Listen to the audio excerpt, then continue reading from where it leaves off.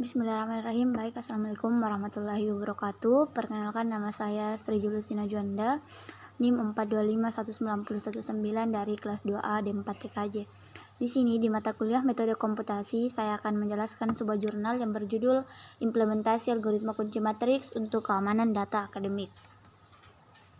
Di sini, kriptografi adalah studi tentang matematika untuk memecahkan dua jenis masalah keamanan, yaitu privasi dan autentikasi, di mana salah satu tekniknya adalah menggunakan algoritma Hill-Cipher menggunakan matriks invertible. Berdasarkan definisi, algoritma kriptografi kunci matriks termasuk dalam enkripsi asimetris, di mana terdapat dua kunci yang digunakan, yaitu kunci private dan kunci public. Dalam penelitian ini, algoritma kunci matriks didasarkan pada transformasi plain text atau data asli dan ciphertext atau data yang tidak dapat dimengerti ke dalam matriks dengan algoritma Hill-Cipher, di mana C-nya sama dengan K dikali P mod M dan P sama dengan K berpangkat min 1C. Dengan K adalah kunci matriks invertible, P adalah matriks plain text, dan C adalah matriks ciphertext. Selanjutnya, dalam penelitian ini implementasi rangkaian bangun algoritma kunci matriks yaitu algoritma Hill-Cipher.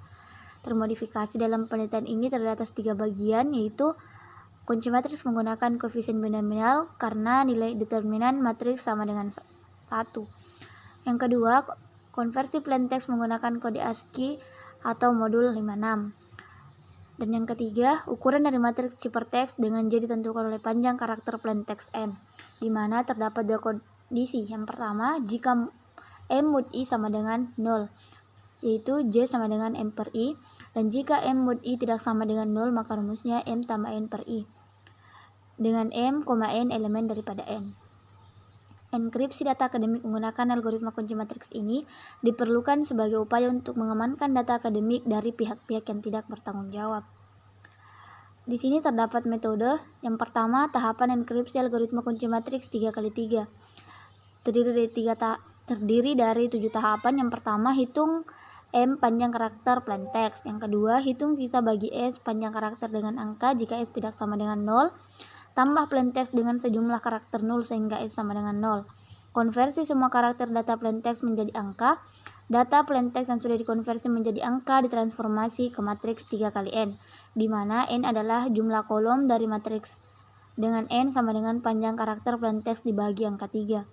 Kemudian, hitung matriks C perkalian matriks kunci enkripsi atau matriks A dengan matriks plain text yang sudah ditransformasi ke bentuk matriks 3 kali N dengan kunci enkripsi matriks 3 kali 3 matriks B.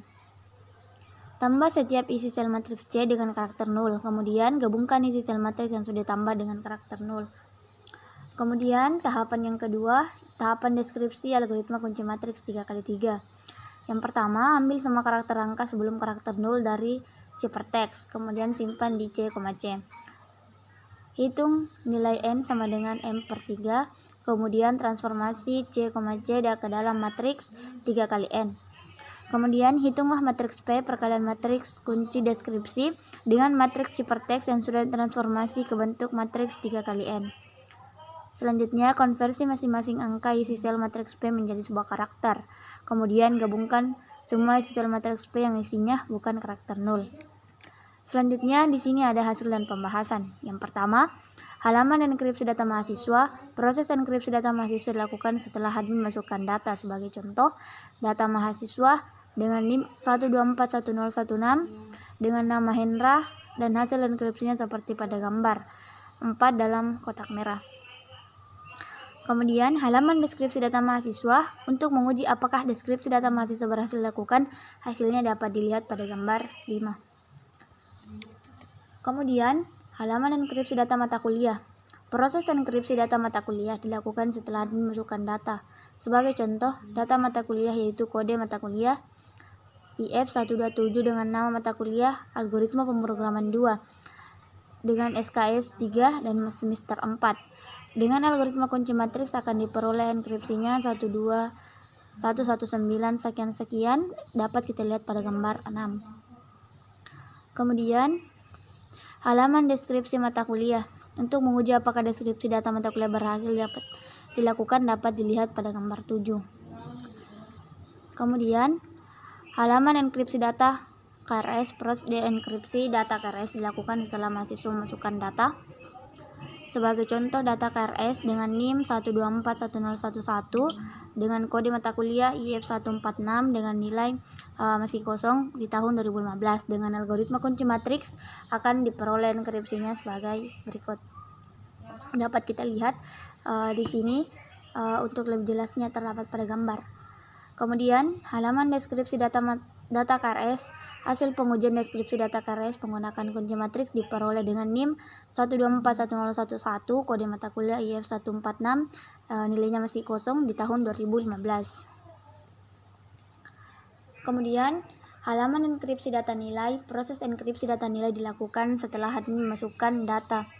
Sebagai contoh, data nilai NIM 1241011 dengan kode mata kuliah IF127 dengan nilai C dan tahun 2015.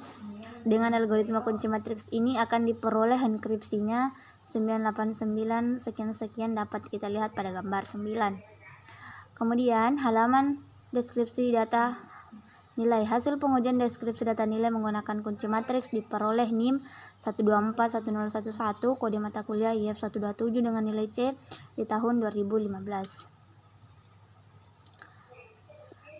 Mungkin itu saja yang dapat saya sampaikan mengenai materi implementasi algoritma kunci matriks untuk keamanan data akademik.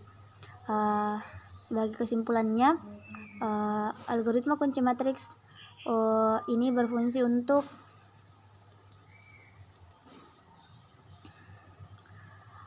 upaya melakukan pengamanan data akademik dari pihak-pihak yang tidak bertanggung jawab, karena data-data yang kita gunakan itu dilakukan proses enkripsi dan deskripsi. Sekian, assalamualaikum warahmatullahi wabarakatuh.